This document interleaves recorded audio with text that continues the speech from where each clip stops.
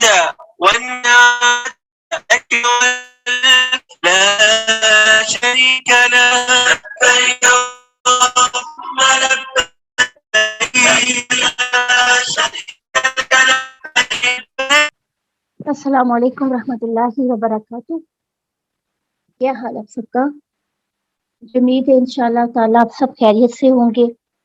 اللہ تعالیٰ ہم سب کو صحت اور ایمان کی بہترین حالتوں میں رکھے. پارہ نمبر 15. الحمدللہ. اللہ کے فضل سے آج ہم پارہ نمبر 15 کا آغاز کریں گے. پارہ نمبر 15 کے اگر ہم اہم پوائنٹس کو دیکھیں تو اس کے اندر آج ہم بات کریں گے آسمان کی سیر کریں گے. اور آسمان کی سیر کیسے کریں گے کہ اللہ کے رسول صلی اللہ علیہ وسلم کو جب اسرا اور معراج کروایا گیا اور آپ آسمانوں پر گئے تو آج ہم دیکھیں گے کہ آسمان پر کون کون سے لوگ تھے. اور نبی کی صداقت، نبی کی نبوت اس بات کو سچا ثابت کرتی ہے کہ آپ مسجد حرام سے مسجد اقصی تک اور پھر آسمانوں تک آپ کو لے جایا گیا اور آپ کو جنت اور جہنم کی مختلف نشانیاں بھی دکھائی گئی. اس پارہ کے اندر نماز کا تذکرہ آئے گا جو سورۃ البقرہ کی آخری آیات اور شرک سے بچنے والوں کے گناہوں کی بخشش کا بطور تحفہ دیے گئے. رشتوں کو نماز کے لیے اور تسبیحات کے لیے ابراہیم علیہ السلام نے جو سکھایا اس کے بارے میں ہم جانیں گے. پھر اس کے علاوہ سیدھی راہ کون سی ہے؟ یہدی للتی ہی اقوم. قرآن سے بڑھ کر بہترین اور سیدھی راہ اور کوئی نہیں ہے. نامہ اعمال کا تذکرہ کیا جائے گا کہ نامہ اعمال کا پڑھنا، پھر اس کا محاسبہ ہونا، اس کا حساب آسان ہونا، اس کے لیے کون سے اعمال ہم کریں جس سے آسان حساب ہم سے لیا جائے. جنت کی پھر کوشش، مطلوب کوشش، جنت کے لیے انتہائی درجے کی کوشش کرنی ہوگی. ایک کے بعد ایک نیکی کرنے سے بڑے درجے اور بڑا فضل ملتا ہے. پھر اس پارہ کے اندر حسن سلوک کا ذکر کیا جا رہا ہے والدین سے. رب ارحمہما کما ربیانی صغیرا. والدین کی خدمت کرنا، ان سے گفتگو کرنا اور مستقل کرتے رہنا، یہ حقوق میں سے ان کا حق ہے. اسراف کا ذکر کیا جائے گا کہ جائز خرچ کرتے ہوئے فضول خرچی سے بچنا چاہیے. ایسا کرنے والا شیطان کا بھائی ہے. اور خرچ کا طریقہ بتا دیا ہے، حکمت کے ساتھ اعتدال سے خرچ کرنا ہے. زنا کے بارے میں بتایا گیا کہ زنا کے قریب بھی نہ جاؤ. کون کون سے ایسے عوامل ہیں جو زنا کے قریب جانے میں آسانی پیدا کرتے ہیں، ان کے بارے میں آج ہم جانیں گے. جیسے آنکھ، کان، دل، کیا یہ زنا کے قریب لے جاتے ہیں؟ ان کے بارے میں ہم جاننے کی کوشش کریں گے. فجر میں قرآن کی اہمیت کا ذکر کیا گیا. خوبصورت دعا جو اس میں ہم کسی بھی جگہ میں جب داخل ہوتے ہیں اس جگہ پہ دعا کا پڑھنا باعث برکت ہوتا ہے، اس دعا کو آج ہم جانیں گے. اور پھر سورۃ الکہف جس کے بارے میں یہ آتا ہے کہ فتنہ دجال سے محفوظ رہنے کے لیے اور ایک جمعہ سے دوسرے جمعہ تک نور کے حصول کے لیے اس کو پڑھنا. اور صحاب کہف کا واقعہ، رشت و بھلائی کی دعائیں، باغ والا قصہ اور موسیٰ کا علمی سفر، یہ سب کچھ پارہ نمبر 15 کے اندر ہم دیکھیں گے. اللہ تعالیٰ سے ہم دعا کرتے ہیں کہ یہ سفر پارہ نمبر 15 کا اللہ تعالیٰ اس کو ہمارے لیے آسان کرے. ربی یسر ولا تعسر وتمم بالخیر. اور اللہ تعالیٰ ہمارے لیے آسانیاں کرے. اور جو پوائنٹس ہم نے ابھی دیکھے ہیں ہم اس کو اختصار سے کوشش کریں بیان کر کے اپنے پارے کو ختم کریں. سورہ بنی اسرائیل سے اس پارہ کا آغاز کیا گیا. سورہ بنی اسرائیل کے بارے میں اگر دیکھا جائے تو 1580 اس کے کلمات ہیں. آیات اس کی 111 ہیں. یہ کی صورت ہے، اس کی جو رکوع ہے 12 اور حروف 2710 ہیں. تو اللہ کے نام سے شروع کرتے ہیں. شروع اللہ کے نام سے جو بڑا مہربان نہایت رحم کرنے والا ہے. سبحان الذی اسرا بعبده لیلا من المسجد الحرام الى المسجد الاقصى الذي باركنا حوله لنريه من آیاتنا انه هو السمیع البصیر. پاک ہے وہ ذات جو رات کے ایک حصے میں اپنے بندے کو حرمت والی مسجد سے بہت دور کی اس مسجد تک لے گیا جس کے ارد گرد ہم نے بہت برکت رکھ دی ہے. تاہم ہم اسے اپنی کچھ نشانیاں دکھائیں گے. بلا شبہ وہی سب کچھ سننے والا اور وہی سب کچھ دیکھنے والا ہے. عربی زبان میں سبحانہ سبح یسبح کا مصدر ہے جس کا معنی ہے پاکی بیان کرنا. تسبیح کو جب ہم کر رہے ہوتے ہیں تو ہم اللہ رب العزت کی پاکی بیان کرتے ہیں. اللہ رب العزت جو پاک ذات ہے جس کی عزت اور عظمت اور پاکیزگی اور قدرت ہر چیز پر غالب ہے، وہی عبادت کے لائق اور صرف وہی ساری مخلوق کی پرورش کرنے والا ہے.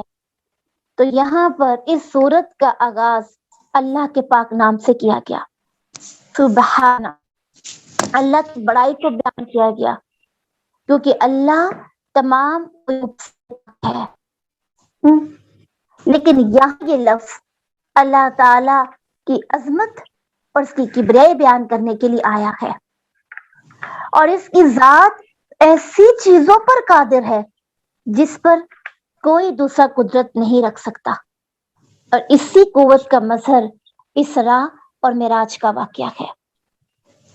واقعہ معراج کے بارے میں کہا جاتا ہے یہ واقعہ ہجرت نبی سے تقریباً 1 سال پہلے پیش آیا تھا. ابھی نبی صلی اللہ علیہ وسلم نے ہجرت مدینہ نہیں کی تھی، تو یہ واقعہ ہجرت نبی سے پہلے اسراء کا واقعہ پیش آیا. اس واقعے کے 2 حصے ہیں. واقعہ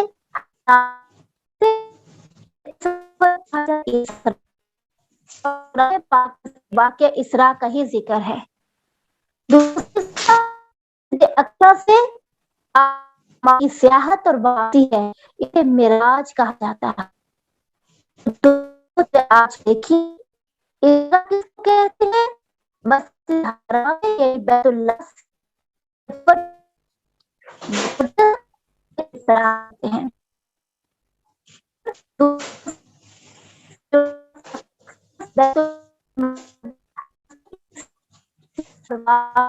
کو معراج کہا جاتا ہے.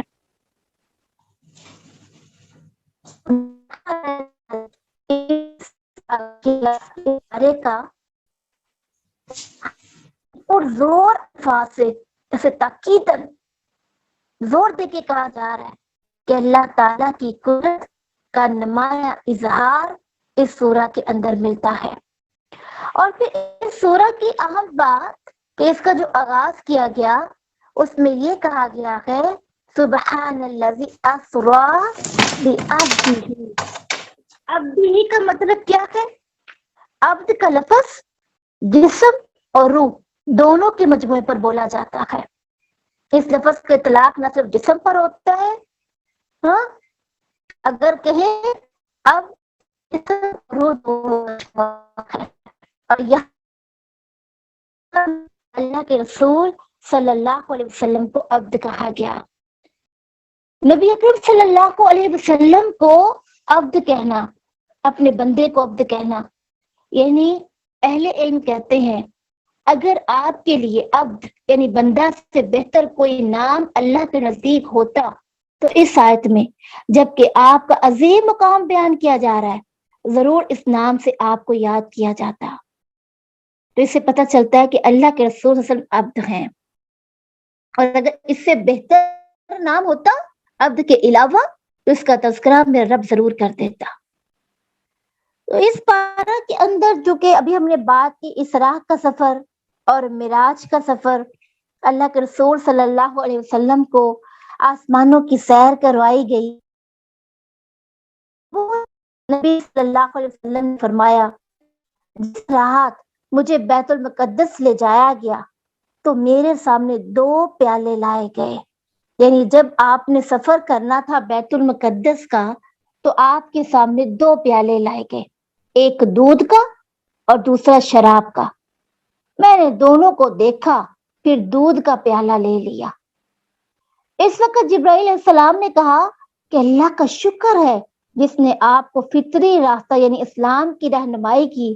آپ اگر شراب کا پیالہ لیتے تو آپ کی امت گمراہ ہو جاتی.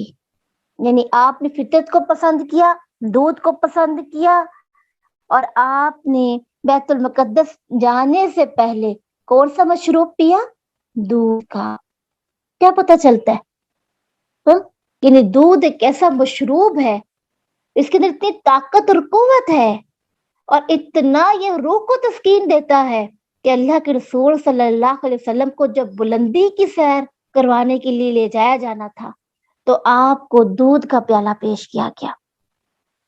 پھر سیدنا انس سے روایت ہے, وہ یہ کہتے ہیں کہ معراج کی رات نبی اکرم صلی اللہ علیہ وسلم کے پاس ایک براق لایا گیا, ایک سواری لائی گئی جسے لگام دیا گیا اور اس پر ایک اس کے اوپر کاٹھی ڈالی گئی. اس نے شوخی کی, یعنی وہ تھوڑا بدکا, تو جبرائیل علیہ السلام نے کہا محمد صلی اللہ علیہ وسلم ہے, شوخی نہ کرو, یعنی بدکو نہیں, اچھلو نہیں.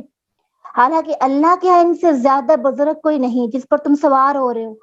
تو راوی کہتے ہیں براق جس کو خچر نما ایک گدھا سا کہا جاتا ہے, جب اس نے یہ سنا کہ میرے اوپر سرکار 2 جہاں بیٹھنے والے ہیں تو کہتے ہیں کہ براق کا پسینہ ٹپکنے لگ گیا.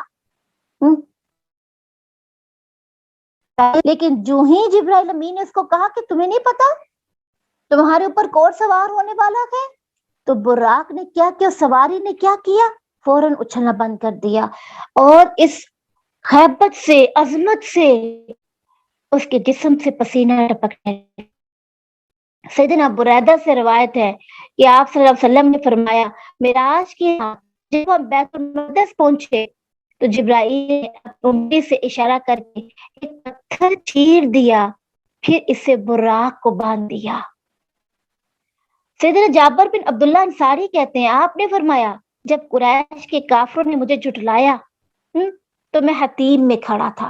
حتیم بیٹا اس جگہ کا نام ہے جہاں پر نوافل پڑے جاتے ہیں طواف کے بعد, اور یہ اللہ کے گھر کا ہی حصہ ہے. اس جگہ پہ دعائیں قبول ہوتی ہیں. تو اللہ کے رسول کیا کہتے ہیں, جب قریش نے, کافروں نے مجھے جھٹلا دیا, مجھ پر ایمان نہیں لائے, تو میں حتیم میں کھڑا تھا. اللہ تعالیٰ نے بیت المقدس کو میرے سامنے کر دیا اور اس کی جو نشانی وہ مجھ سے پوچھتے میں دیکھ کر بتاتا چلا جاتا.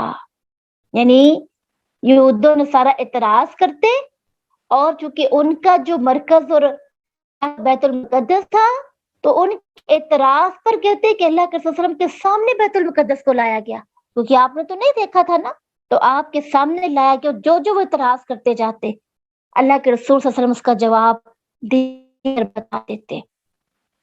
اب ہم سفر شروع کرتے ہیں کہ ہوا کیسے, یہ سفر کا آغاز کیسے ہوا اور اللہ کے رسول صلی اللہ علیہ وسلم کیسے آسمان پر گئے.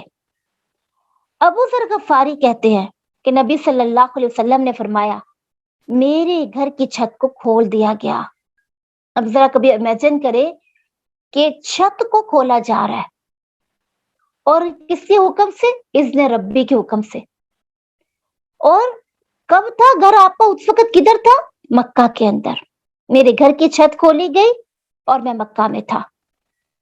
جبرائیل امین اترے, انہوں نے میرا سینہ چیر ڈالا, پھر اس کو زمزم کے پانی سے دھویا, پھر اس کے اندر پھر کیا کیا گیا, زمزم کے پانی سے دھونے کی بعد پھر سونے کا ایک کشت لایا گیا جو ایمان اور حکمت سے بھرا ہوا تھا. یعنی ایک ٹرے سا لایا گیا جو سونے کا تھا اور اس کے اندر ایمان اور حکمت تھی, اسے میرے سینے پہ ڈال دیا گیا. یعنی وہ سارا ایمان جو اس تشت میں تھا وہ میرے سینے میں انڈیل دیا گیا اور حکمت بھی میرے سینے میں ڈال دی گئی. پھر کیا کیا گیا؟ سینے کو جوڑ دیا گیا. پھر جبرائیل امین نے میرا ہاتھ پکڑا اور مجھے لے کر آسمان کی طرف چڑھے. جب میں پہلے آسمان پر پہنچا تو جبرائیل نے آسمان کے دروگا سے کہا دروازہ کھولو.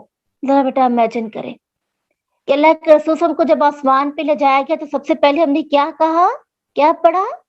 آسمان کی چھت کو کھول دیا گیا. جیسے امیجن کرے یہ کیسے ہو سکتا ہے؟ ایک انسان کی عقل اس کی دسترس سے باقی رہے کہ ایک جیسے کہتے ہیں نا کہ جادو کے ساتھ ایک چیز کو کھول دیا جائے. چھت کو کھول دیا گیا اور اسی چھت سے پھر آگے اللہ کے رسول کا سفر کا آغاز ہونا تھا نا. اور پھر سینے کو چیرا جانا اور زمزم کے پانی سے دھونا اور پھر سونے کا تشت لایا جانا اور اللہ کے رسول کے اندر پورے کا پورا ایمان اور حکمت کو انڈیل کے، کیونکہ ایمان وہ طاقت ہے جو انسان کو بلندی تک لے جاتی ہے نا. تو اللہ کے رسول نے چونکہ بہت بلند جانا تھا تو آپ کے سینے کے اندر وہ طاقتیں انڈیل دی گئیں، وہ ایمان ڈال دیا گیا، وہ حکمت ڈال دی گئی جس قوت اور فضل سے آپ نے آسمان کی سیر کرنی تھی. اب کہتے ہیں کہ جب جبرائیل امین آئے اور وہ مجھے میرے ہاتھ کو پکڑ کے، کتنا خوبصورت انداز ہے نا، جو اللہ کے رسول کے ہاتھ کو پکڑا، جبرائیل امین نے پکڑا اور ان کو آسمان پہ لے گئے. لیکن آسمان کا دروازہ تو کھلا ہی نہیں، آسمان کا دروازہ تو کھلانا پڑنا تھا. تو جبرائیل امین نے کیا کہا؟ یہ دروازہ کھولو. تو آسمان کے جو فرشتے تھے انہوں نے پوچھا کہ کون ہو آپ؟ جبرائیل بولے میں ہوں جبرائیل. اس نے پوچھا تمہارے ساتھ کوئی اور بھی ہے؟ جبرائیل نے کہا ہاں محمد صلی اللہ علیہ وسلم میرے ساتھ ہے. اس نے پوچھا کیا وہ بلائے گئے ہیں؟ یہ دیکھیے ذرا کتنی تحقیق ہو رہی ہے. یعنی آسمان کے جو پہرے دار ہے کتنی سخت ڈیوٹی دیتے ہیں، کتنا ڈسپلن ہے، کتنی ذمہ داری ہے جو فرشتے نبھا رہے ہیں. تو وہ کیا کہتے ہیں؟ جبرائیل کیا کہتے ہیں؟ ہاں یعنی میرے ساتھ کوئی اور بھی ہے. اور وہ کون ہے؟ اللہ کے رسول صلی اللہ علیہ وسلم. تو پھر کیا پوچھتے؟ اچھا تمہیں کیا بلایا گیا ہے؟ کیا وہ بھی بلائے گئے ہیں؟ یعنی اللہ کے رسول کے بارے میں پوچھا جا رہا ہے. جبرائیل نے کہا ہاں. تب دروغہ نے دروازہ کھول دیا تو ہم آسمان دنیا میں پہلے آسمان پہ چڑھ گئے. پہلا آسمان.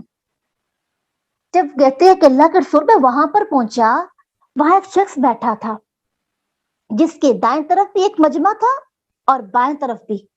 جب وہ دائیں طرف دیکھتا تو ہنس پڑتا اور بائیں طرف دیکھتا تو رو پڑتا. اس نے کہا نیک پیغمبر اور نیک بیٹے مرحبا. کس نے؟ اس پیغمبر نے جو پیغمبر پہلے آسمان پر موجود تھا. انہوں نے خوش آمدید میں بڑے پیارے الفاظ بولے. کیا بولے؟ نیک پیغمبر. کتنا خوبصورت انداز. اور نیک بیٹا، خوش آمدید. میں نے جبرائیل علیہ السلام سے پوچھا یہ کون لوگ ہیں؟ جبرائیل نے کہا یہ آدم ہے. تو پہلے آسمان پر آدم علیہ السلام کو اللہ کے رسول صلی اللہ علیہ وسلم نے دیکھا. میں نے پوچھا ان کے دائیں طرف اور بائیں طرف کون سے لوگ ہیں؟ کہنے لگے ان کے دائیں طرف اہل جنت ہے اور بائیں طرف اہل دوزخ ہے. جب یہ دائیں طرف والے لوگوں کو دیکھتے ہیں تو ہنس پڑتے ہیں اور جب بائیں طرف دیکھتے ہیں تو رو پڑتے ہیں. پھر جبرائیل علیہ السلام مجھے لے کر دوسرے آسمان پر چڑھے. اب بھی وہی ہوا پہلے آسمان کی طرح. دروازہ نوک کیا، دروگے نے دروازہ کھولا اور پوچھا. پھر ہم آسمانوں پہ موجود پیغمبروں کو دیکھتے چلے گئے. پھر آپ نے آسمانوں میں سیدنا آدم، سیدنا ادریس السلام کو دیکھا مگر ان کے مقام بیان نہیں. البتہ یہ بتایا کہ پہلے آسمان پر سیدنا آدم کو اور چھٹے پر سیدنا ابراہیم علیہ السلام کو پایا. جب جبرائیل مجھے لے کر ادریس پیغمبر کے پاس سے گزرے تو انہوں نے مجھے دیکھ کر کہا نیک پیغمبر اور نیک بھائی، مرحبا۔ میں نے جبرائیل سے پوچھا یہ کون ہے؟ تو جبرائیل نے جواب دیا یہ ادریس علیہ السلام ہے۔ پھر میں موسیٰ علیہ السلام کے پاس سے گزرا، انہوں نے بھی وہی کہا۔ میں نے جبرائیل سے پوچھا یہ کون ہے؟ تو جبرائیل نے بتایا یہ موسیٰ ہیں۔ پھر میں عیسیٰ علیہ السلام پر سے گزرا، یعنی میں ان سے ملاقات میں نے کی۔ پھر میں ابراہیم علیہ السلام کے پاس گیا، ان سے ملاقات کی، حتیٰ کہ میں ایک بلند ہموار مقام پر پہنچ گیا، بہت بلند، بہت بلند مقام پر اور ہموار مقام پر پہنچ گیا۔ وہاں میں کلموں کے چلنے کی آواز سن رہا تھا، جیسے کوئی لکھ رہا ہو نا، تو لکھتے وقت پہلے وقت میں جب ایک تختے اور قلم ہوا کرتا تھا تو اس کے لکھنے کی آواز آتی تھی۔ تو کہنے لگے جب میں انتہائی بلندی پر گیا وہاں پر میں نے کلموں کے چلنے کی آواز سنی۔ آپ کہا اپنے پروردگار کے پاس واپس جاؤ۔ کس نے کہا؟ اس وقت ہوا جب میں نے آواز سنی تو اللہ تعالیٰ نے میری امت پر 50 نمازوں کو فرض کر دیا، اور موسیٰ علیہ السلام نے مجھے واپس بھیجا، اور اس طرح میں 50 سے 5 نمازیں کروا کے آ گیا۔ جب میں واپس آیا تو جبرائیل مجھے لے کر سدرۃ المنتہا تک پہنچ گئے۔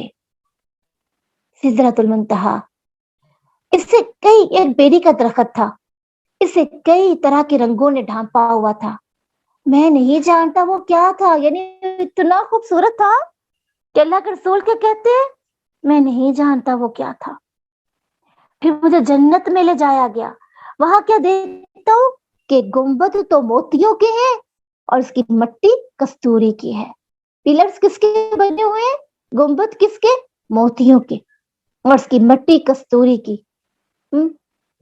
سیدنا عائشہ صدیقہ یہ کہتی ہیں کہ اللہ تعالیٰ نے جب شب معراج میں نماز فرض کی تو ہر نماز کی 2 رکعتیں فرض کی، خواہ سفر ہو یا حضر۔ پھر سفر کی نماز 2 رکعت رہی اور حضر کی نماز کو بڑھا دیا گیا۔ یہ ہے وہ سفر جو آپ نے آسمان تک کا کیا۔ پھر اگر ہم یہ دیکھیں تو اللہ کے رسول صلی اللہ علیہ وسلم نے جو سفر کیا تھا بیت المقدس کا، اسراء اور معراج، بیت المقدس، اس اسراء اور معراج کا مقصد اس آیت میں یہ بتایا جا رہا ہے، یہ جو کہا گیا اس کے بارے میں یہ آتا ہے کہ اللہ رسول صلی اللہ علیہ وسلم نے فرمایا معراج کی رات نبی صلی اللہ علیہ وسلم کو جب مسجد حرام سے لے جایا گیا، آپ اس وقت ام ہانی کے گھر تھے۔ پہلے تو کدھر تھے آپ؟ اپنے گھر میں موجود تھے مکہ میں، اور آپ کو آسمان کی سیر کرائی گئی، معراج کو کہتے ہیں۔ اب دیکھ اسراء میں ہم کیا دیکھیں گے کہ اللہ کے رسول صلی اللہ علیہ وسلم کہتے ہیں کہ میں ام ہانی کے گھر تھا اور کعبہ کے پاس لے جایا گیا، وہاں آپ کے دل کو زمزم کے پانی سے دھویا گیا، پھر ایمان اور حکمت کو بھرا گیا اور مسجد اقصی لے جایا گیا۔ اللہ تعالیٰ نے مسجد اقصی میں تمام نبیوں کو جمع کر دیا اور تمام انبیاء نے آپ کی امامت میں نماز پڑھی، اور اس طرح آپ تمام انبیوں کے امام ہو گئے۔ اس آیت میں یہ جو اقصی کی فضیلت بیان کی گئی نا، الذین بارکنا حولہ، یعنی وہ دور دراز کی مسجد جس کے ارد گرد اللہ تعالیٰ نے دین اور دنیا کی بے شمار برکتیں رکھی ہیں، جہاں پر بڑے بڑے اولو العزم انبیاء مبعوث ہوئے، جو بے شمار اولیاء اور صالحین کا مسکن رہا، اور جس سرزمین میں انواع و اقسام کے پھل اور کھانے کی چیزیں پیدا ہوتی ہیں۔ کہاں پر؟ بیت المقدس میں۔ اس لیے اس کو کیا بنا دیا گیا؟ اس جگہ کو بارکنا، برکت والا بنا دیا گیا۔ اور جب آپ نے وہاں پہ سفر کیا نا، بیت المقدس تک کا سفر کیا، تو آپ نے مدجزہ نشانیاں دیکھی۔ چھت کا پھٹ جانا ایک نشانی تھا، جبرائیل کا نازل ہونا ایک نشانی تھا، پھر ایمان اور حکمت سے آپ کے سینے کو بھر دینا، یہ بھی ایک نشانی، پھر سینہ مبارک کا چیرا جانا اور پھر اس کو سیل کر دینا، پیک کر دینا، اور براق کی سواری، اور ایک ہی رات میں بیت المقدس پہنچ جانا، کتنی بڑی نشانی ہے نا۔ پھر انبیاء کو دیکھنا اور جہنم کے دروغہ سے بھی ملاقات ہوئی جس کا نام مالک تھا. اتنا زیادہ. اور یہ جو براق ہے نا اس کے بارے میں کہا جاتا ہے چھوٹا اور گدے سے تھا. وہ اپنا قدم وہاں رکھتا تھا جہاں اس کی نگاہ پہنچتی تھی. اتنی تیز رفتار سواری تھی. بہرحال مجھے اس پر سوار کیا گیا اور جبرائیل مجھے لے کر چل پڑے. اللہ اکبر. تو یہ وہ سفر ہے اسراء اور معراج کا. اس کو چونکہ ہم نے مختصراً بیان کیا ہے. معراج کے سفر میں بھی جیسے ہم نے دیکھا نا کہ آپ کو خطیب میں جب آپ کھڑے تھے تو آپ کو نشانیاں دکھائی گئیں, اور اسراء میں بھی تو کہا جاتا ہے, ابو ذر بیان کرتے کہ میں نے اللہ کے رسول صلی اللہ علیہ وسلم سے دریافت کیا, اے اللہ کے رسول, سب سے پہلے زمین میں کون سی مسجد بنائی گئی؟ تو آپ نے فرمایا مسجد حرام. کہنے لگے پھر میں نے عرض کیا پھر کون سی؟ آپ نے کہا مسجد اقصی. پھر میں نے پوچھا ان دونوں کی تعمیر کے درمیان کتنا وقفہ تھا؟ آپ نے فرمایا 40 سال کا. تو یہ تینوں مساجد جس کی زیارت کا قصد کر کے جانا اجر کا باعث ہے. مسجد حرام, مسجد اقصی اور مسجد نبوی. اور جہنم کے دروغے سے حدیث میں آتا ہے جب آپ کی جس کا نام مالک ہے اس سے جب آپ کی ملاقات ہوئی تو اس نے اللہ کے رسول کو سلام کیا. جہنم کے دروغے نے سلام کیا. کہتے ہیں میں نے ان کی طرف دیکھا تو انہوں نے مجھے سلام کیا. یعنی جہنم کے دروغے نے بھی پہچان لیا کہ اللہ کے رسول صلی اللہ علیہ وسلم ہے. تو یہاں پہ پھر کیا کہا گیا؟ سبحان الذی اسرا بعبدہ لیلا من المسجد الحرام الی المسجد الاقصی. اور یہ جو کہا گیا نا انہو کانا, اگلی آیت کے اندر انہو کانا عبدا شکورا, بے شک کیا ہے اللہ کے رسول صلی اللہ علیہ وسلم یہ جو کہا نا ذریۃ من حملنا مع نوح, آیت نمبر 3 کے اندر انہو کانا عبدا شکورا. یہاں پہ کس کا تذکرہ کیا گیا؟ پیچھے والی جو آیت ہے آیت نمبر 2 میں, اس میں موسیٰ علیہ السلام کا تذکرہ کیا گیا اور بنی اسرائیل کا تذکرہ کیا گیا. موسیٰ پیغمبر کون تھے؟ جن کو تورات دی گئی, جو کلیم اللہ جن کو لقب ملتا ہے. پھر اس کے علاوہ آیت نمبر 3 کے اندر نوح علیہ السلام کا تذکرہ ملتا ہے, اور ان کی ایک بہت بڑی صفت یہاں پر بتائی گئی ہے, خوبی بتائی گئی. اللہ سے ہم یہ دعا کرتے ہیں کہ اللہ تعالیٰ یہ خوبی, یہ حسن, یہ برکت یہ ہمارے اندر بھی داخل کر دے. اور کون سی خوبی تھی؟ انہو کانا عبدا شکورا. نوح علیہ السلام اللہ کے بہت شکر گزار بندے تھے. ان کے بیٹوں کی جو نسل تھی, نسل انسانی نوح کے ان بیٹوں کی نسل سے ہے جو نوح کی کشتی میں سوار ہوئے تھے اور طوفان سے بچ گئے تھے. تو یہاں پر ان کو عبدا شکورا کہہ کے شکر گزار بندے تھے. جو چیز بھی کھاتے شکر کرتے, جس چیز کو پکڑتے شکر کرتے. آج ہم بھی کیسا کرتے؟ جس نعمت کو تھامتے اللہ تعالیٰ کا شکر ادا کرتے. اس لیے اللہ رب العزت نے ان کو ایک لقب دے دیا عبدن شکورا, شکر کرنے والا, کثرت سے شکر کرنے والا. تو شکر گزار بندہ جو ہوتا ہے نا, اگر وہ اپنے اندر یہ صفت پیدا کر دے تو وہ نوح علیہ السلام کی صفت پر ہوتا ہے, کیونکہ نوح علیہ السلام کو شکر گزار کہا گیا. اب ہریرہ بیان کرتے ہیں اللہ کے رسول نے فرمایا جب لوگ طلب شفاعت کے لیے سیدنا نوح علیہ السلام کے پاس آئیں گے تو ان سے کہیں گے کہ زمین والوں کی طرف آپ ہی پہلے رسول ہیں اور اللہ تعالیٰ نے آپ کا نام شکر گزار بندہ رکھا ہے, چنانچہ آپ اپنے رب سے ہماری سفارش کیجیے. اتنا بڑا لقب اللہ نے نوح علیہ السلام کو دے دیا.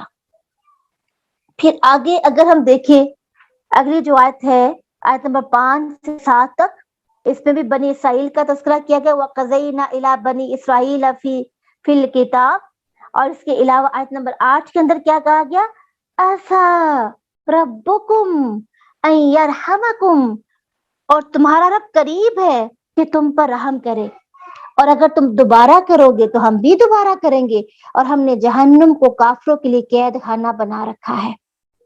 یعنی یہاں پہ تنبیہ کی جا رہی ہے کہ اگر کوئی سرکشی کرتا ہے اور پھر بار بار کرتا ہے، جیسے کہ دور نبوی کے یہودیوں نے ایسے کیا، دور نبوی کے یہودیوں نے ایسا کیا، ان کو تنبیہ کی جا رہی ہے کہ تم نبی آخر الزمان سے سرکشی کرتے ہو، وہی سرکشی وہی بغاوت جو تم سابقہ انبیاء کے ساتھ بھی کر کے آ چکے ہو، تو تمہیں بھی ایسی ہی سزا ملے گی جیسے پہلے امتوں کو مل چکی ہے۔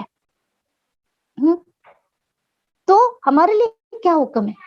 ہم بھی تو بار بار سرکشی کرتے ہیں نا، اور بار بار ہٹ درمی کا سامنا ہمیں کرنا پڑتا ہے، اور بس اوقات ہم جان بوجھ کے کچھ چیزوں کا پتہ ہونے کے باوجود اس کا انکار کر دیتے ہیں۔ پھر آیت نمبر 10 میں کہا گیا ان ھذا القرآن یہدی للتی ہی اقوم، بلا شبہ یہ قرآن اس راستے کی ہدایت دیتا ہے جو سب سے سیدھا ہے، اور ان ایمان والوں کو جو نیک اعمال کرتے ہیں بشارت دیتا ہے کہ بے شک ان کے لیے بہت بڑا اجر ہے، اور یہ کہ بے شک جو لوگ آخرت پر ایمان نہیں رکھتے ہم نے ان کے لیے دردناک عذاب تیار کر رکھا ہے۔ اس آیت کریمہ میں قرآن کریم کی وہ خوبی بیان کی گئی ہے جس کے سبب وہ تمام دیگر آسمانی کتابوں پر فائق ہو گیا۔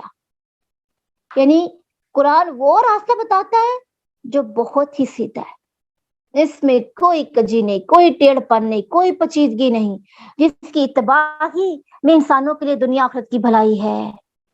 ان ھذا القرآن، یہ ہمیں بھی کہا جا رہا ہے نا، آؤ یہ قرآن ہے، یہ تجھے سیدھا راستہ دکھائے گا، اور کیا ہے مومنوں کے لیے اس پہ بشارت ہے، جو نیک عمل کریں گے ان کے لیے کیا ہوگی؟ جنتیں، جنات النعیم، نعمتوں بھری جنتیں، اور اللہ رب العزت ایسی ایسی نعمتیں عطا کرے گا جس کو نہ کسی کان نے سنا، نہ کسی آنکھ نے دیکھا، اور نہ کسی جسم کے کسی حصے اس کو چھوا ہوگا۔ لیکن پھر ساتھ ہی یہ کہہ دیا گیا اعتدنا لہم عذابا الیما، لیکن جو اپنے روش پر قائم رہتا ہے اس کے لیے پھر کیا ہے؟ عذاب العلیم، دردناک عذاب، تکلیف دینے والا عذاب۔ تو جہاں پر جنت کی نعمتوں کا ذکر آتا ہے وہاں پر جہنم کا تذکرہ، اور جہاں پر جہنم کا تذکرہ آتا ہے وہاں پر اللہ کی نعمتوں کا تذکرہ، تاکہ انسان اپنی زندگی کو معتدل گزارے، جنت کی نعمتوں کو پا کر گناہوں پر دلیر نہ ہو جائے، اور گناہوں کو اگر وہ گناہ کر کے اللہ سے توبہ نہیں کرتا، معافی نہیں مانگتا، اور گناہوں کی دلیری کی وجہ سے ویسا نہ کرے کہ جنت سے بیگانہ ہو جائے، تو زندگی انسان کو گزارنی ہے۔ آیت نمبر 11 میں گیا وَيَدْعُ الْإِنسَانُ بِشَرِّ دُعَاءَهُ بِالْخَيْرِ وَكَانَ الْإِنسَانُ عَجُولًا، اور انسان برائی کی دعا کرتا ہے اپنے بھلائی کی دعا کرنے کی طرح، اور انسان ہمیشہ سے بہت جلد باز ہے۔ اس آیت میں انسانی رویے کا تذکرہ کر دیا گیا ہے۔ اس آیت میں انسان کی فطرت کو بتایا گیا ہے کہ جب اسے کوئی سانحہ پیش آتا ہے تو فوراً بد دعا دینا شروع کر دیتا ہے، خواہ وہ بد دعا اس کے دشمنوں کے خلاف ہو یا اس کی اپنی اور اپنی اولاد وغیرہ کے خلاف ہو، پھر وہ یہ بھی چاہتا ہے کہ اس کی یہ بد دعا جلدی قبول ہو جائے، حالانکہ بعد میں سے خود احساس ہو جاتا ہے کہ اگر اس کی بد دعا قبول ہو جاتی تو اس کا اسے کتنا نقصان پہنچ سکتا تھا۔ جو انسان کی جلد بازی کا ذکر کیا گیا، اور اکثر اوقات جو جلد باز طبیعت والے انسان ہوتے ہیں وہ نقصان اٹھاتے ہیں۔ یدعو الانسان بشر دعا، یعنی جلد بازی کی وجہ سے بس اوقات ہوتا ہے نا کہ انسان اپنے خلاف بات کر بیٹھتا ہے، اپنی اولاد کو برا بھلا کہہ دیتا ہے، اپنے مال کی خلاقت کے لیے اور تباہ و بربادی کی لعنت کی بد دعا کر دیتا ہے۔ اللہ رب العزت کہتے ہیں، اللہ کے رسول نے فرمایا بندے کی دعا ہمیشہ قبول ہوتی ہے جب تک کہ وہ گناہ اور قطع رحمی کی دعا نہ کرے اور جلد بازی نہ کرے، ہمیشہ قبول ہوگی، گناہ نہ کرنے والا ہو، قطع رحمی نہ کرنے والا ہو، اور جلد بازی نہ کرے۔ لوگوں نے کہا اے اللہ کے رسول جلدی کی کیا معنی ہے؟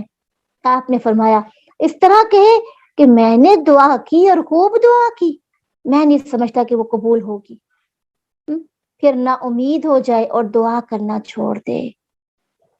اور آج اس میں یہ جو ہمارا رویہ، انسانی رویہ بتایا گیا نا، ہم بھی بہت جلد فیڈ اپ ہو جاتے ہیں، دعائیں کرنا چھوڑ دیتے ہیں، بھول جاتے ہیں۔ ہم کہتے کتنی دفعہ مانگے، نہیں اللہ تعالیٰ دیتا ہے، اور نا امید ہو جاتے ہیں۔ سیدنا جابر بیان کرتے ہیں اللہ کے رسول نے فرمایا اپنی جانوں کے لیے بد دعا نہ کیا کرو، نہ اپنے اولاد کے لیے بد دعا کیا کرو، نہ دعا کیا کرو، کہیں ایسا نہ ہو کہ تم اس گھڑی میں بد دعا کر بیٹھو، اس میں اللہ تعالیٰ سے جو مانگا جائے وہ عطا ہوتا ہے اور تمہاری بد دعا قبول ہو جائے۔ اس لیے کتنا ضروری ہے کہ ہم اپنے غصے میں ہوتے ہیں، ہم کنٹرول نہیں کر پاتے تو ہم بد دعائیں کرتے ہیں۔ اور یہ جو کہا گیا وَكَانَ الْإِنسَانُ عَجُولًا، عبداللہ بن عباس کہتے ہیں کہ اللہ کے رسول نے ایک شخص سے فرمایا تجھ میں 2 عادتیں ایسی ہیں جن کو اللہ تعالیٰ پسند کرتا ہے۔ کہ لیکن اللہ کے رسول میرے اندر 2 عادتیں ایسی ہیں جس کو اللہ پسند کرتا ہے۔ کہا ایک تو بردباری، برداشت جس کے اندر سیلف کنٹرول، اور دوسرا بات بات پہ مذاق اڑانا، کہہ کے لگانا، یہ بھی کو پسندیدہ نہیں ہے۔ تو کیا انسان برداشت ہے وہ اللہ کو پسند ہے، اور مکار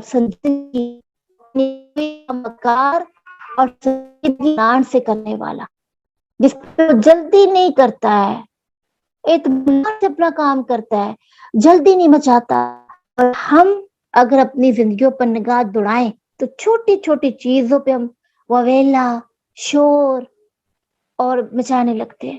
بس اگر جب کوئی چیز نہیں مل رہی ہوتی سارا گھر سر پہ اٹھا رکھا ہوتا ہے کہ کدھر رکھی تھی، کہاں گئی، کیوں نہیں مل رہی۔ یہ ساری چیزیں انسان کی عجلت کی وجہ سے، اور یہ ہم سب کو پتہ ہے کہ جب انسان عجلت کرتا ہے، جلد بازی کرتا ہے تو وہ کام سمٹنے کی بجائے بکھر جاتا ہے اور نقصان ہوتا ہے۔ تو اللہ کے رسول کو پسند، اللہ کے نزدیک وہ انسان چاہے کہ ہم بھی پسندیدہ بننا، تو پھر اس صفت کو اس رمضان میں ایک ٹارگٹ بنائیں، ٹارگٹ لسٹ بنائیں کہ اس رمضان میں نے کون کون سی خامیاں اپنے اندر سے نکالنی ہے اور کون کون سی نیکیاں، اس کی جو کہ ریپلیسمنٹ بھی تو کرنی ہے نا، ختم کر کے نیکیوں کو، جیسے اللہ تعالیٰ کو جلد بازی پسند نہیں ہے نا، ختم کریں گے۔ بس اوقات ہم اپنی کپبورڈ کو، اپنی الماری کو خوب اچھی طریقے سے سنوارتے ہیں، لیکن جو ہی جلدی ہوتی ہے ساری الماری کو بکھیر دیتے ہیں۔ چیزوں کو ڈسپلن سے رکھیں، اور اس جلد بازی، کیونکہ جلد بازی سے چیزیں بکھر جاتی ہیں، جلد بازی سے دل پہ منتشر ہو جاتے ہیں۔ بس اوقات ہم کسی کے بارے میں رائے قائم کرتے وقت جلدی کر لیتے ہیں، عجلت، جلد بازی، کسی کے بارے میں برا خیال لاتے وقت جلدی کر لیتے ہیں، عجلت کرتے ہیں، ہے نا۔ اس سے کیا ہوتا ہے؟ دل بھی بکھر جاتا ہے، تو اس بکھرے ہوئے دل کو سمیٹنا مشکل کام لگتا ہے۔ تو اس وجہ سے یہاں پر جو یہ ذکر کی گئی ہے آیت میں، آیت نمبر 11 کے اندر، کہ انسان ایک تو برائی کی دعا بھی کر بیٹھتا ہے اور دوسرا جلد بازی بھی کرتا ہے۔ تو اگر ہم چاہتے ہیں کہ نزدیک پسندیدہ بنے، پھر اگلی 12 میں ذکر کیا جا رہا ہے اللہ تعالیٰ کی قدرتوں کا، اس کی نشانیوں کا۔ آیت نمبر 14 میں اور 13 میں کہا گیا وَكُلَّ إِنسَانٍ أَلْزَمْنَاهُ طَائِرَهُ فِي عُنُقِهِ، کو ہم نے اس کا نصیب اس کی گردن میں لازم کر دیا ہے، اور قیامت کے دن ہم اس کے لیے ایک کتاب نکالیں گے جسے وہ کھلی ہوئی پائے گا۔ اپنی کتاب خود اپنے دور مقاصد کا ہے۔ جب اللہ تعالیٰ نے قرآن کریم میں ہر چیز بیان کر دی ہے تو کسی کے پاس راہ ضلالت اختیار کرنے کے لیے کوئی عذر باقی نہیں رہا۔ اس لیے اللہ تعالیٰ نے اس آیت میں یہ کہا کہ ہر آدمی اپنی مرضی سے اور اختیار اچھی چھٹکارا نہ سکتا۔ عمل اس کے ساتھ ایسے ہی ہوتا ہے جیسے کسی کی گردن کا توق اس سے کسی حال میں بھی الگ نہیں ہوتا، اور اس عمل کے مطابق بختی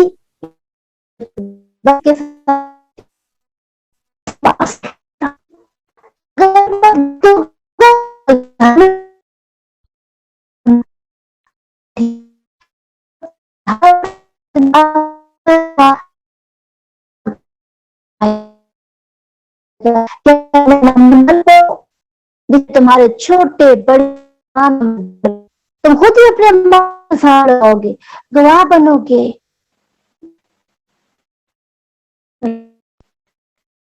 کیا دیا جائے گا؟ جو آگے بھیجا اور جو پیچھے اس کو خوب پتہ ہے۔ 15 میں کہا گیا من اهتدى فإنما يهتدي لنفسه، جس نے ہدایت پائی تو اپنے لیے ہدایت پاتا ہے، اور جو گمراہ ہوا تو اسی پر گمراہ ہونا ہے۔ اور کوئی بوجھ اٹھانے والی جان کسی دوسری جان کا بوجھ نہیں اٹھاتی، اور ہم کبھی عذاب دینے والے نہیں یہاں تک کہ کوئی پیغام پہنچانے والا بھیجے۔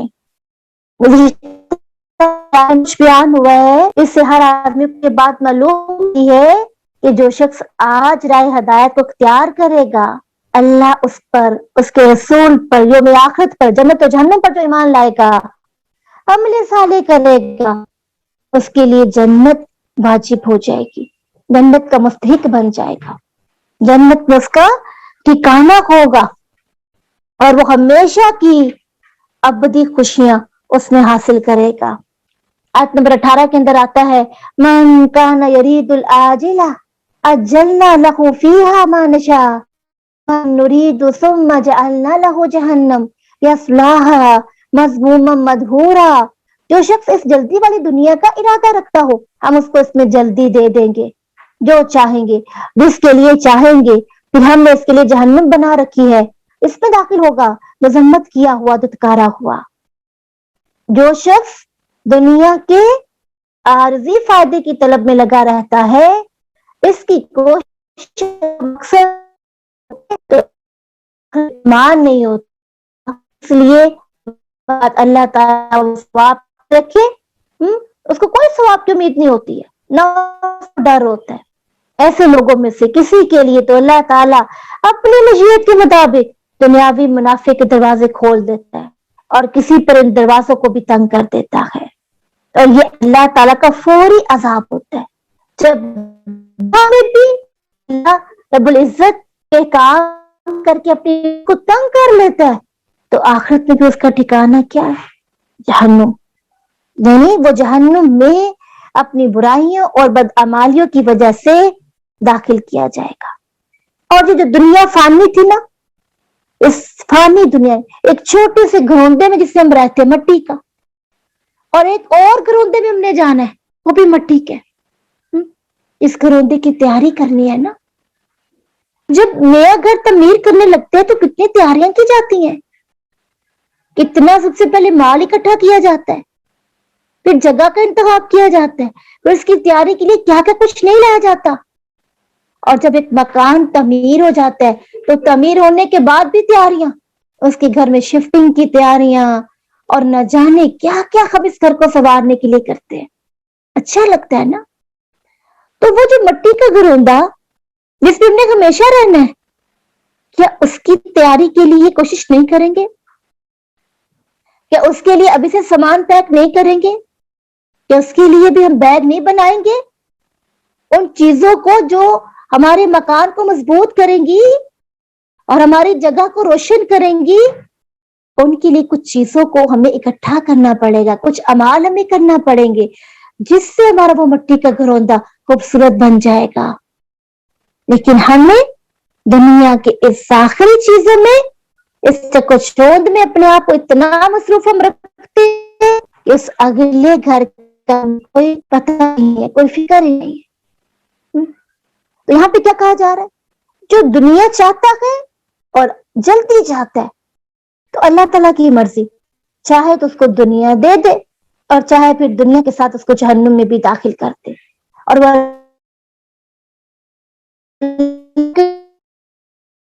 صرف دنیا مانگتا ہے۔ کیا ہماری دعاؤں میں بھی صرف دنیا ہی تو نہیں ہے؟ ہم اپنی دعاؤں کو چیک کریں کہ جب ہم مانگتے ہیں، اللہ کے آگے ہاتھ اٹھاتے ہیں، تو میری دعا کا آغاز کس سے ہوتا ہے؟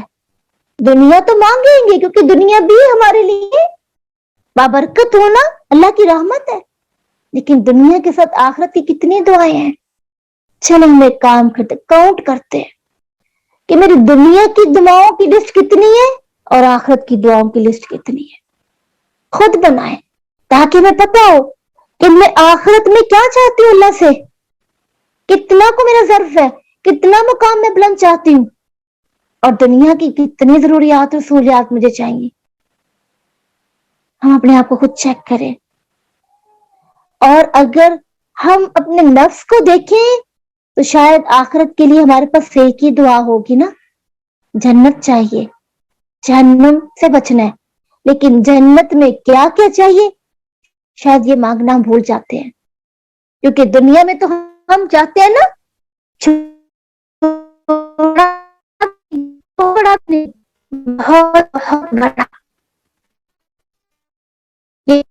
کہ جنت بڑا نہیں بہت بڑا، بہت بڑا ہم نہیں چاہیں گے۔ کتنی ہماری دعا میں آخرت کی خوشیاں ہیں، جنت کی خوشیاں درجے ہیں، قبر کی خوشیاں ہیں۔ اللہ رب العزت کہتے ہیں وَمَنْ أَرَادَ الْآخِرَةَ وَسَعَى لَهَا سَعْيَهَا، اور جس نے آخرت کا ارادہ کر لیا، اس کے لیے کوشش کی، تو اس نے جو کوشش کی وہی لائق کوشش میں مومن ہوگا۔ اور یہی لوگ ہیں جن کی کوشش ہمیشہ سے ان کی کوششوں کی قدر کی جاتی ہے۔ ہم اگر اللہ کے رسول صلی اللہ علیہ وسلم کی زندگی کے بارے میں جانیں اور ان احادیث کو دیکھیے تو ہمیں یہ پتا چلتا ہے کہ اللہ کے رسول نے کبھی بھی دنیا کو طلب نہیں کیا، نہ ان کی آل کو یہ پسند تھا، اللہ کی رضا کی کام کی ہمیشہ سے۔ سیدنا عائشہ صدیقہ بیان کرتی ہیں کہ محمد صلی اللہ علیہ وسلم کے گھر والوں نے مدینہ آنے کے بعد کبھی جو کی روٹی بھی 2 دن متواتر پیٹ بھر کر نہیں کھائی، حتیٰ کہ آپ کی وفات ہو گئی۔ سوچے ذرا، پیٹ بھر کے کبھی کھانا ہی نہیں کھایا آل محمد نے۔ آج ہمارے پاس ہزاروں ڈشیں ہمارے ٹیبل کی زینت بنی ہوتی ہے اور ہم پھر بھی ناشکری کرتے ہیں۔ انہ کان عبدا شکورا، کہ نہیں بنیں گے؟ کتنا یہ ایک بڑا خبر لیے ایک رول ماڈل ہے نا اللہ کے رسول صلی اللہ علیہ وسلم، اور وہ بیان کرتے ہیں، سیدنا عائشہ کہتی ہیں اللہ کی قسم اے میرے بھتیجے، ہم چاند دیکھتے، پھر دوسرا چاند، پھر تیسرا چاند، 2 ماہ 3 ماہ گزر جاتے، لیکن رسول اللہ کے گھروں میں آگ تک نہیں جلتی تھی۔ میں نے کہا اللہ جان پھر آپ کا گزارا کس چیز پر ہوتا ہے؟ فرمایا 2 چیزوں پر، کھجور اور پانی پر۔ 3 ماہ گزر جاتے، دنیا کو پسند ہی نہیں کیا نا۔ آج ہم دیکھیں کہ اگر ضرورت مند بھی ہے تو وہ بھی متکبر، فخر کے ساتھ مانگتے ہیں۔ ایسے بھی ہیں نا، کچھ تو مسکین بھی ہیں جو خوددار ہے، جو نہیں مانگتے، کچھ ایسے بھی ہیں جن کے بارے میں کہا گیا ہے کہ یہ متکبرانہ انداز سے مانگتے ہیں اور جسے کہتے ہیں روب ڈال کے مانگتے ہیں۔ اللہ کے رسول نے کبھی کسی سے نہیں مانگا نا، اور اللہ کے رسول پر صدقہ ویسے بھی ان کے لیے جائز ہی نہیں تھا۔ اللہ اکبر۔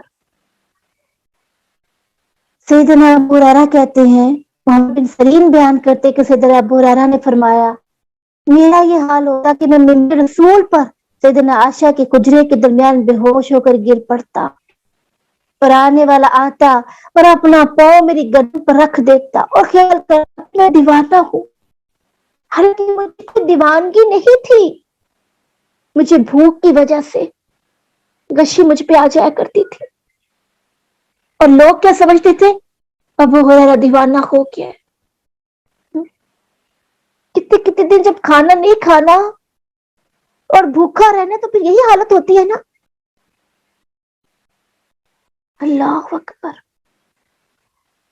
تو اللہ کے رسول یہاں پہ اور اس آیت میں کیا ہمیں حکم دیا جا رہا ہے؟ اراد الآخرہ، آخرت کا ارادہ کرو، آخرت کی صحیح کرو، آخرت کی کوشش کرو۔ جتنی محنت تم دنیا کے لیے کرتے ہو آخرت کے لیے۔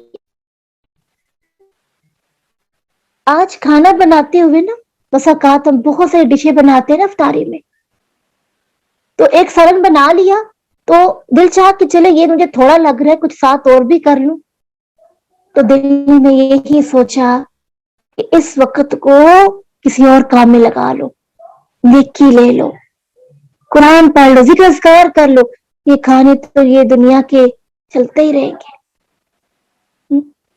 کتنے ٹیبل سجاتے ہیں نا ہم، اللہ نے دیا تو ضرور کھائیں، لیکن جن کاموں میں ہم اپنے وقت کو زیادہ صرف کرتے ہیں، رمضان کا مہینہ تو نیکیوں کا اور عبادات کا مہینہ ہے نا، اور ہم اپنے آپ کو کھانوں میں کھپا کھپا کے اپنے وقت کو ضائع کر دیتے ہیں۔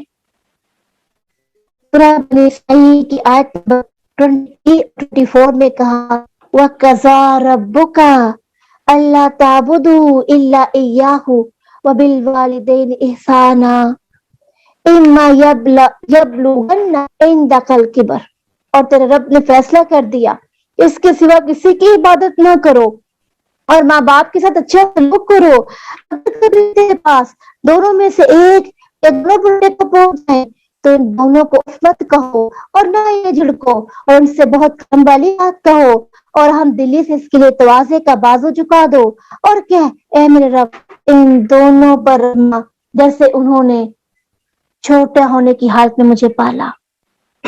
وَوَصَّيْنَا الْإِنسَانَ، کیا کہا گیا؟ والدین کی فرما برداری، والدین کی اطاعت۔ عبداللہ بن مسعود کہتے ہیں میں نے اللہ کے رسول صلی اللہ علیہ وسلم سے پوچھا کون سا عمل سب سے افضل ہے؟ افضل ترین اعمال میں سے کون سا عمل افضل ہے؟ آپ نے کہا وقت پر نماز پڑھنا۔ میں نے کہا اللہ کے رسول پھر کون سا عمل؟ آپ نے کہا والدین کی اطاعت کرنا افضل ترین عمل ہے، اور پھر نمبر 3 جہاد کرنا، افضل الاعمال۔ اور افضل الاعمال میں کس کا ذکر کیا گیا؟ والدین کی اطاعت کا، فرما برداری کا۔ والدین چونکہ ہمیں جیسے بچپن میں پالتے ہیں مشقت پہ مشقت کے ساتھ، تو کہا کہ ان کے لیے اپنا سر جھکا دو، اپنے پر جھکا دو، اپنے کندھے جھکا دو۔ اللہ اکبر۔ ابو ہریرہ کہتے ہیں، ابو بکرہ کی روایت ہے کہ اللہ کے رسول نے 3 مرتبہ فرمایا کیا میں تم لوگوں کو کبیرہ گناہوں میں سے بڑے گناہ نہ بتاؤں؟ 3 مرتبہ آپ نے یہ الفاظ کہے کہ کیا میں تمہیں کبیرہ گناہوں کی لسٹ نہ بتاؤں؟ تو ہم نے کہا اللہ کے رسول کیوں نہیں؟ آپ نے فرمایا اللہ کے ساتھ شرک کرنا، والدین کی نافرمانی کرنا۔ اس وقت آپ نا تو بیٹھ کے فرمایا خبردار جھوٹ بولنا اور والدین بار بار برابر یہی کہتے ہیں خبردار جھوٹ بولنا، جھوٹ تکرار کے ساتھ یہ بات کی یہ کبیرہ گناہ کون کون سے؟ شرک، والدین کی نافرمانی اور جھوٹی بات کرنا اور جھوٹی گواہی دینا۔ اللہ سیدنا مالک بن ربیعہ کہتے ہیں کہ ہم رسول اللہ صلی اللہ علیہ وسلم کے پاس بیٹھے تھے، اتنے میں ایک شخص آپ کے پاس ہے، اس نے کہا اللہ کے رسول میرے ماں باپ کے فوت ہو جانے کے بعد مجھ پر ان کا کوئی حق باقی ہے؟ یعنی میرے ماں باپ تو فوت ہو چکے ہیں، کیا ابھی بھی والدین کے حقوق ہیں؟ تو آپ نے کیا کہا؟ والدین کے ساتھ حسن سلوک کرو نا۔ اللہ کے رسول والدین کے ساتھ حسن سلوک کیسے کروں؟ وہ تو دنیا سے جا چکے ہیں. آپ نے فرمایا ان کے لیے دعا کرنا, ان کے لیے استغفار کرنا, ان کے بعد ان کے عہد کو پورا کرنا, ایسے رشتہ داروں سے میل ملاپ رکھنا کہ ماں باپ کے بغیر ان سے رشتہ داری کوئی نہیں ہو سکتی تھی, اور ان کے دوستوں کا اکرام کرنا. یہ ہے والدین سے حسن سلوک. ان کے مرنے کے بعد کیا کیا جائے؟ دعا. کتنی دفعہ ہم پڑھتے ہیں رب ارحمہما, یہ والی دعا کیا بھول جاتے ہیں؟ کیا ان والدین کو جنہوں نے بچپن میں ہمیں کیسے مشقت سے پالا, اور پھر کیا کرنا ہے ہم نے اپنے والدین کے لیے؟ ان کے رشتہ داروں سے اچھا سلوک کرنا ہے, ان کے دوستوں سے, ان کے سہیلیوں سے احسان کرنا ہے, ان کے دوستوں کی عزت کرنی ہے. یہ ان سے حسن سلوک ان کے مرنے کے بعد. اور عبداللہ بن عمر کہتے ہیں, عبداللہ بن عمر بیان کرتے ہیں کہ میری ایک بیوی تھی, مجھے سے بڑی محبت تھی, میں پیار, والد اس سے نفرت کرتا تھا. میرے والد کو میری بیوی جو ہے نا پسند نہیں, لیکن میں نے انکار کیا. انہوں نے ان کا ذکر اللہ سے کیا. آپ نے مجھ سے فرمایا اللہ اپنی بیوی کو طلاق دے دو. والدین کی اطاعت کتنی ضروری ہے. ہو سکتا ہے کہ وہ بیوی عبداللہ بن عمر کے قابل نہ ہو, محبت تو کہتے ہیں انتی ہوتی ہے نا, تو اللہ کے رسول نے کیا کہا ان کو کہ اپنے والدین کو آپ کیا کرو, اپنی بیوی کو طلاق دے. تو اللہ کے رسول نے کہا. اللہ اکبر. پھر ایک شخص آتا ہے, جابر بیان کرتے کہ ایک شخص نے کہا اللہ کے رسول میرے پاس مال بھی ہے, اولاد بھی ہے, میرا باپ چاہتا ہے کہ میرا مال سے اپنی ضرورت پوری کرے, میرے مال سے اپنی ضرورت کو پورا کرے. اللہ کے رسول نے فرمایا کہ تو کیا کہہ رہا ہے, تیرا باپ یہ چاہتا ہے کہ تیرا مال, تیرے مال سے کیا مراد ہے؟ تو اور تیرا مال تیرے باپ کا ہے, تیرا مال تیرا نہیں ہے, تیرے باپ جیسا چاہے اس کو استعمال کرے, اس کا حق ہے. اللہ اکبر. والدین کی اتنی اطاعت کا ذکر. اور آیت نمبر 25 میں یہ کہا گیا رب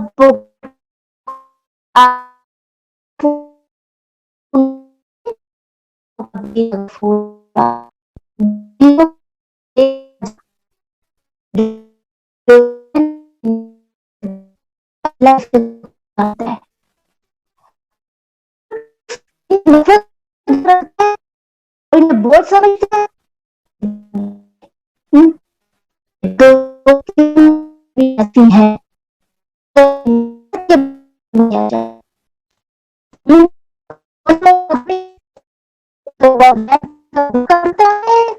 اگر اس کی نیت ہے تو اس میں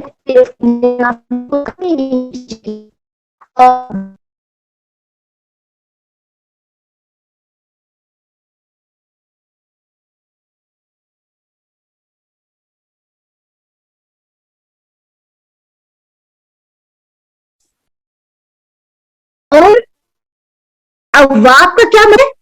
اواب کا لفظ اواب ہے, اواب کا مطلب استعمال کیا جاتا ہے.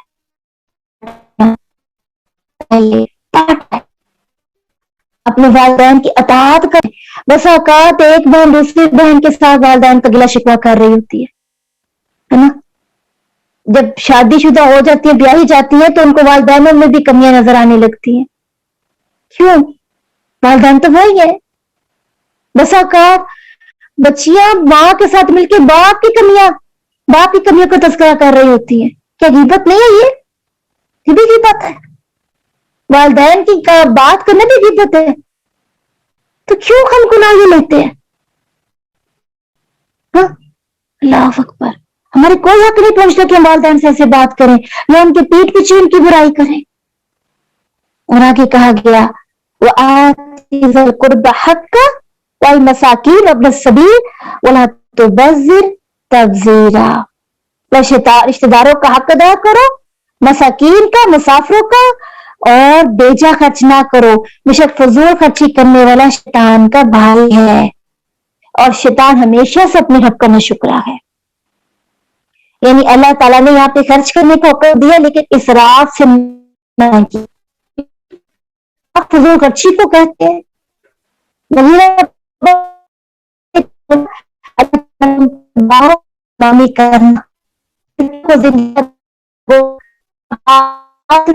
اور دوسرے سے سوال کرنا،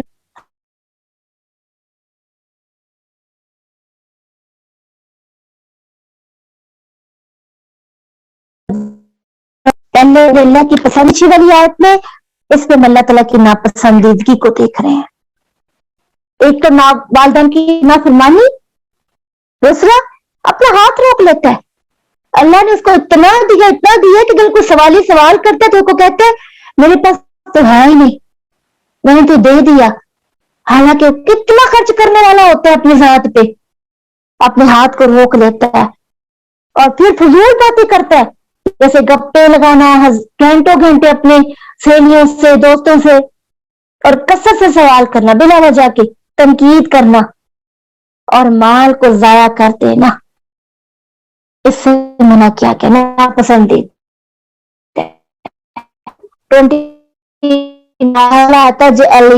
مغلولا، اور میں اپنا ہاتھ اپنی گردن سے بندھا ہوا کھول دے، مرمت کیا ہوا تھکا ہوا ہو کر بیٹھ رہے گا، دونوں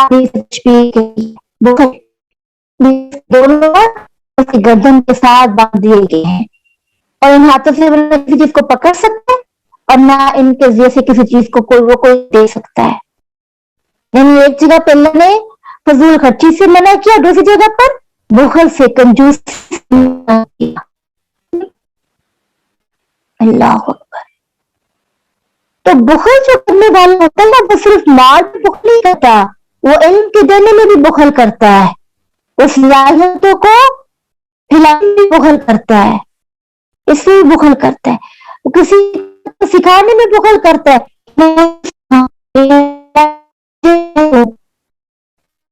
آگے کہا گیا وَلَا تَقْتُلُوا أَوْلَادَكُمْ، آیت نمبر 31 میں خشیۃ املاق، اور اس سے پہلے آیت نمبر 30 کے اندر رزق کا ذکر کیا گیا کہ بندوں کی رزق میں وسعت اور تنگی اللہ تعالیٰ کی مشیت کے تابع ہے اور ان کے ظاہر اور باطن کو وہ خوب جانتا ہے اور اپنی حکمت کے مطابق جس کو چاہتا ہے روزی دیتا ہے، جس کو چاہتا ہے بڑھا دیتا ہے اور جس کی چاہتا ہے گھٹا دیتا ہے۔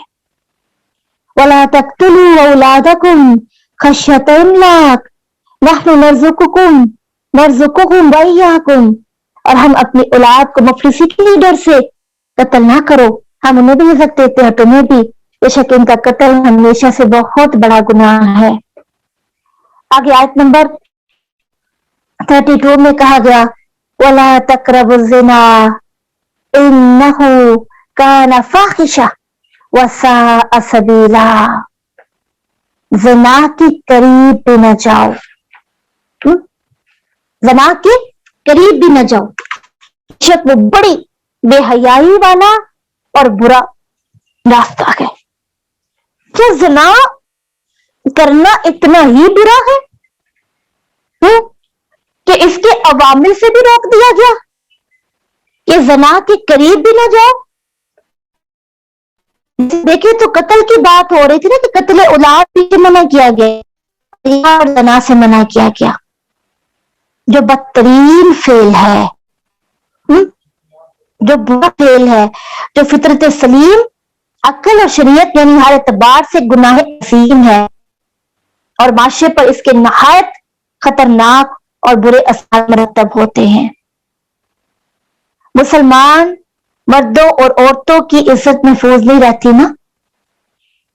کون کون سے ایسے ذرائع ہیں جس سے انسان اس زنا کے قریب ہوتا ہے؟ اللہ کے رسول صلی اللہ علیہ وسلم نے فرمایا انسان کی تقدیر میں زنا میں سے اس کا ایک حصہ لکھ دیا گیا ہے۔ اب نہ لکھے تقدیر میں اللہ نہ کرے لکھے، جس کو اللہ محالہ کرے گا، یعنی وہ انسان اس کو زنا سمجھتا ہی نہیں ہے، اس کو وہ زنا سمجھتا ہی نہیں ہے، وہ سمجھتا ہے ایک جسمانی دل جو آپس میں ٹچ کرنا کسی کو ہوتا ہے یہی زنا ہے، کچھ چیزوں کو وہ زنا نہیں سمجھتا۔ मिसाल के तौर पे हदीस में आता है, आंखों से बेहयाई देखना आंखों का ज़िना है, जिसको वो समझता ही नहीं। कानों से बेहयाई को सुनना, फहश गाने सुनना, ये आंखों का ज़िना, कानों का ज़िना है। सुनना कानों का ज़िना है। और जुबान से गंदी बातें करना, फहश गुफ्तगू करना, बद कलामी करना, जुबान का ज़िना है।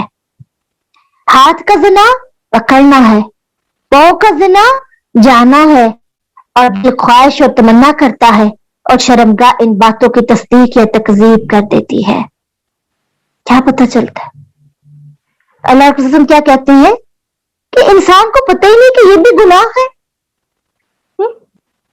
इसको पता ही नहीं है कि ये जो हम ज़िना करते हैं, ये जो बुराई हम जिस्मानी करते हैं, इससे पहले भी कुछ गुनाह हम कर रहे होते हैं जो ज़िना को आने, क्योंकि यहाँ पे क्या था, वला तक़रबू, ना करीब जाओ, ऐसे काम ना करो।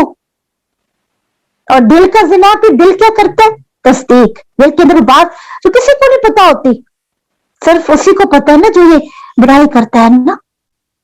अल्लाह अकबर। तो ऐसे अनासिर, ऐसे अवामिल से भी बचना है जो ज़िना के करीब करते हैं। और नजर का ज़िना, आंखों का ज़िना, अल्लाह अकबर, इन्नहु कान फाहिशा, एक बहुत बुरा फेल है जिसको इंसान कर बैठता है। अल्लाह अकबर। तो क्या करना चाहिए बेटा? ये जो अवामिल हैं, ऐसे जराए जिसके जरिए बेहयाई को प्रमोट किया जाता है, ऐसे नावल, ऐसे डाइजेस्ट, ऐसे ड्रामाज, ऐसे फिल्में, ऐसे सॉन्ग्स, और बसाकात ऐसी बातें, शेर शायरी में भी बहुत सारी ऐसी बातें होती हैं जिससे इंसान महजूज होता है, दिल इसकी तस्दीक करता है, और फिर क्या होता है, शर्मगाह इसकी तस्दीक करके तो इंसान अपने पर गुस्ल को वाजिब कर लेता है ना। और शायद हमें इस बात का भी नहीं पता कि जब शर्मगाह तस्दीक कर देती है तो गुस्ल करना होगा कि ऐसा गाना सुन लिया, सॉन्ग सुन लिया, बेहयाई को देख लिया और शर्मगाह ने तस्दीक कर दी तो उस पर गुस्ल वाजिब हो जाता है। कितना ये एक बुरा फेल है। अल्लाह अकबर। इसलिए बेटा अल्लाह ताला कितने प्यार से अपने बंदों को मना कर रहा है, कितने प्यार से कह रहा है कि मेरे बंदो इसके करीब ना जाना, ये एक फहश काम है। और ईमान और हया ये दोनों लाफ में मलजूम है, और जिसके अंदर हया नहीं उसके अंदर ईमान नहीं। और क्या होता है, जिसके अंदर ईमान और हया नहीं होता वो जो चाहे करे, तो उसको कोई परवाह नहीं है, ना उसको किसी की परवाह, ना अल्लाह को उसकी परवाह है कि वो जो चाहे करता फिरे। फिर ज़िना से बचाव की तदबीरें क्या हैं? हम ज़िना से कैसे बच सकते हैं? ज़िना से बचने के लिए सबसे पहले तो हमें अपने नजर की हिफाजत करनी होगी ना। अपने नजर की हिफाजत हमें करना पड़ेगी, क्योंकि जब हम किसी खूबसूरत चीज पर अपनी नजर को टिका लेते हैं, जैसे किसी अजनबी औरत पर या अजनबी मर्द पर, उसकी हुस्न पर हम उस पर नजर टिका लेते हैं, फिर उसकी हुस्न का तस्करा हम औरों से करते फिरते हैं, तो फिर वो इश्क की जो आग है ना भड़क उठने लगती है, जिससे फिर ज़िना का खदशा बढ़ जाता है। तो पहली बात, ज़िना से बचने के लिए हमें अपने निगाह की हिफाजत करना पड़ेगी। फिर गुफ्तगू, उसको चेक करना पड़ेगा, मेरी गुफ्तगू कैसी है, क्योंकि बहुत सारे फितने औरतों के उसकी जुबान की वजह से, उसकी गुफ्तगू की वजह से होते हैं। जब हम ऐसे मैसेजिंग करते हैं और ऐसी बातें करते हैं जिससे फहश का पहलू नुमाया हो रहा हो, तो फिर ज़िना का इंसान मुर्तकिब हो जाता है। अब देखिए बहुत से इंटरनेट पे ऐसे हमें मसाइल मिलते हैं कि देखा भी नहीं है, देखा नहीं किसी को, और हम दावे करते हैं मोहब्बत हो गई, और मोहब्बत के दावों पे हम मैसेजिंग कर करके उसको ऐसा फंसाते हैं कि फिर हम कहते हैं कि हम ज़िना भी कर ले तो इसमें भी क्या है। तो दूसरी चीज हम गुफ्तगू को चेक करेंगे, और बस वक्त ऐसे दोस्त जो हमें ऐसे गुफ्तगू करने पे मजबूर करते हैं, छोड़ दीजिए ऐसी दोस्तियां जिसकी गुफ्तगू से हमें ऐसी बो आए उसको छोड़ दें, उसको अपने जो है वो निकाल दें अपने व्हाट्सएप से, अपने मोबाइल से। हमें ऐसे दोस्त नहीं चाहिए। इसके अलावा साथियों को देखें, मेरे इर्द गिर्द का जो हमनशी है वो कैसा है, ऐसी गुफ्तगू की बात हुई। फिर इसके अलावा हम ये देख सकते हैं कि अपने आप को बचाने के लिए, ज़िना से पाक दामन रहने के लिए, जो रोजा होता है वो भी इंसान के अंदर से ये लस्ट को खत्म करता है। तो कभी कभार अगर शहवत ज्यादा बढ़ जाती है तो नफली रोजे रखा करते हैं। नफली रोजे जो इंसान के अंदर से बदकारी को खत्म करने की कोशिश करते हैं। फिर जो मेल जोल हमारा है, जिससे मुलाकात करते, कुछ ऐसे दोस्त होते हैं जो सिर्फ हमारे मोबाइल तक होते हैं, कुछ दोस्त ऐसे होते हैं जिनसे हमारी मेल मुलाकात होती है। उनसे हमारा जो तासुर और असर, उनको चेक करेंगे हम कि वो हमारे साथ जब मेल जोल रखते हैं तो उनका क्या रवैया होता है, क्या वो बेशर्म और बेहयाई वाली बातें तो नहीं करते। हाँ, ये चीजें, इन चीजों से बचेंगे तो ज़ना से हम अपने आप को बचा सकेंगे। ये ज़ना से बचाव की कुछ तदबीरें हैं। इसके अलावा जैसे अभी हाथ की बात हुई, अपने हाथ को उस बटन में जाने से पहले ही रोक दे जिस बटन के अंदर और जिस ऐप के अंदर हमें बेहयाई दिखाई गई हो। इसके अलावा हम जो तस्करा करते हैं ना किसी के हुस्न का, जैसे बीवियां भी अमूमन अपने शौहरों से तस्करा कर रही होती है कि फलां कितनी प्यारी लग रही थी, और बस औकात वो शौहर भी उसको अपने दिल में बैठा लेता है, और फिर वो तस्वीर जब बैठाता है तो फिर वो क्या होता है, वो भी गुनाह की तरफ चला जाता है। और बसा का दोस्तों का तस्करा अपने भाइयों से करती है और अपने शौहरों से करती है, बापों से करती है। तो हमें क्या पता किसी के दिल का, नहीं करना चाहिए डिस्कस इस किस्म की बात को। किसी के पसंद का हमने ऐसे जो मर्दों से, चाहे वो महरम हो, नहीं करना चाहिए। इसलिए इन चीजों से हमें बचना है जो हमें ज़ना के करीब, वला तक़रबु ज़िना इन्नहु कान फ़ाहिशा व साअ सबीला। इन चीजों से बचेंगे तो अल्लाह रब्बुल इज्जत हमें ज़ना से बचा लेगा इंशाअल्लाह ताला। आयत नंबर 37 के अंदर आता है, वला तमशी फिल अर्ज़ि मरहा इन्नका लन तख़रिक़ल अर्ज़ वलन तबलुगल जिबाला तूला। और जमीन पर अक्कर कर न चलो, बेशक तू कभी जमीन को फाड़ेगा और ना कभी लंबाई में पहाड़ तक पहुंचेगा। यानी अक्कड़ने की, तकब्बुर जो है वो मना किया गया। इसके अलावा सूरह बनी इसराइल की अगर हम आज दुआ को देखें, जिसका मैं जैसा पढ़ा था, आयत नंबर 80 के अंदर आता है, वक़ुर रब्बि अदखिलनी मुदखला सिद्क़ व अखरिजनी मुखरज सिद्क़ वजअल ली मिन लदुनका सुल्तानन नसीरा। और क्या मेरे रब, दाखिल कर मुझे सच्चा दाखिल करना और निकाल मुझे सच्चा निकालना, और मेरे लिए अपनी तरफ से ऐसा गलबा बना जो मददगार हो। आयत नंबर 80 के अंदर इस दुआ का तज़किरा किया गया है। इसको आप हाईलाइट करें, इसको याद करें। इस आयत का मफ़हूम कुछ इस तरीके से है कि मतलब से यूं दुआ कर रहे हैं कि या रब, हम जिस शहर में भी दाखिल हो, जैसे कि अल्लाह के रसूल ने जो दुआ की थी जब वो मदीना में दाखिल हुए थे कि या अल्लाह मेरा दाखिल होना इसमें बरकत कर दे, यहाँ पर मुझे कोई तकलीफ ना पहुंचे जैसे मक्का में आप सबको पहुंची थी ना, और मेरा लौट जाना भी यहाँ पर लौट जाने को लिए बरकत और खैर का जरिया बना दे, और दुश्मन के खिलाफ मेरी मदद ना कर। आप जब हिजरत करके गए तो आपने दुआ पढ़ी थी। तो आज हमें भी हुक्म है कि हम जब किसी जगह पे ठहरे, किसी जगह पे पड़ाव कर डाले तो इस दुआ को पढ़े। बस औक़ात हम सैर के लिए जाते हैं, किसी के घर में मेहमान जाते हैं, तो हमें नहीं पता होता ना कि इस घर में कुछ नहुसतें भी हैं, और हम ये चाहते हैं कि उस घर का बरकत वाला हिस्सा मिल जाए। यहाँ तक कि जब हम अपने ही घर में दोबारा लौटते हैं ना, अपने घर में, जैसे हम नेकी में लौट रहे हैं, किसी हमसाये के घर जाते हैं, किसी जगह पे पड़ाव डालते हैं, तो हम ये दुआ पढ़ के दाखिल हों, रब्बी अदखिलनी मुदखला सिद्क़ व अखरिजनी मुखरज सिद्क़ वजअल ली मिन लदुनका सुल्तानन नसीरा। ताकि अल्लाह हमारे लिए इस जगह में बैठना बासे बरकत बना के उस जगह की खैर को हम लेके उठे, उस जगह की बुराइयां, उसकी नहुसतें ये हम ना लेके उठे। इस दुआ का पढ़ना बासे बरकत है। پھر اس کے علاوہ اگر ہم دیکھیں تو اس میں قرآن میں شفا کا ذکر کیا گیا وَنُنَزِّلُ مِنَ الْقُرْآنِ مَا هُوَ شِفَاءٌ وَرَحْمَةٌ لِلْمُؤْمِنِينَ وَلَا يَزِيدُ الظَّالِمِينَ إِلَّا خَسَارًا، اور ہم قرآن میں سے تھوڑا تھوڑا نازل کرتے ہیں جو ایمان والوں کے لیے سراسر شفا اور رحمت ہے۔ آیت نمبر 83 کے اندر آتا ہے وَإِذَا أَنَمْنَا عَلَى الْإِنسَانِ، اور جب ہم انسان پر انعام کرتے ہیں تو وہ منہ پھیر لیتا ہے اور اپنا پہلو دور کر لیتا ہے، اور جب ہم اسے تکلیف پہنچاتے ہیں تو وہ نا امید ہو جاتا ہے۔